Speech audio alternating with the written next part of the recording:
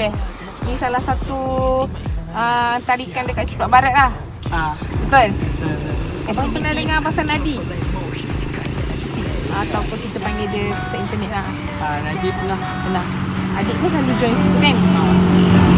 Speed sikit kat kamera.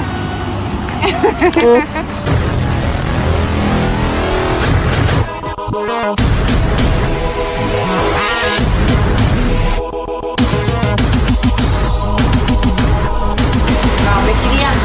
Kalau kedekut pun belah kanan. Pernah dengar Nadi? Pernah join kelas Nadi? Pernah. Yelah, dulu pun salah seorang daripada usahawan Nadi kan?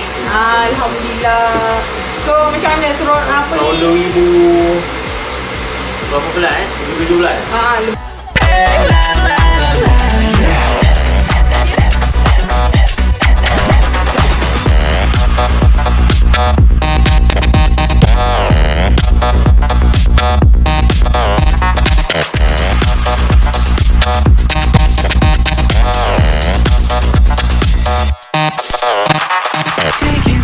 Thinking about you more than I.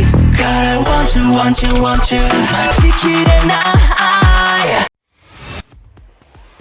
Assalamualaikum. Hai, saya Muhammad Alisham bin Muhammad Fazil, berusia 22 tahun dan saya merupakan ahli Nadi Pedal Sport.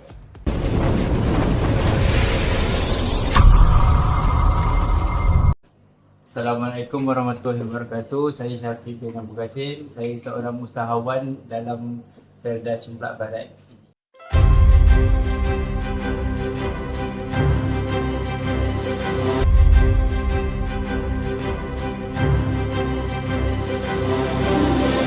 Assalamualaikum dan hai, saya Aminati binti Mak Malik, berumur 16 tahun dan bersekolah di Sekolah Menengah Kebahasaan Kekraf di Kepong.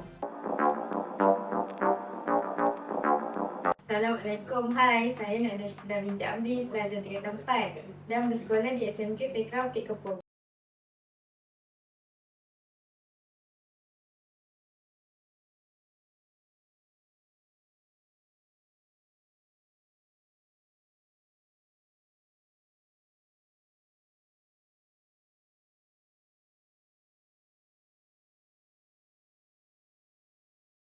Terima kasih Nadi.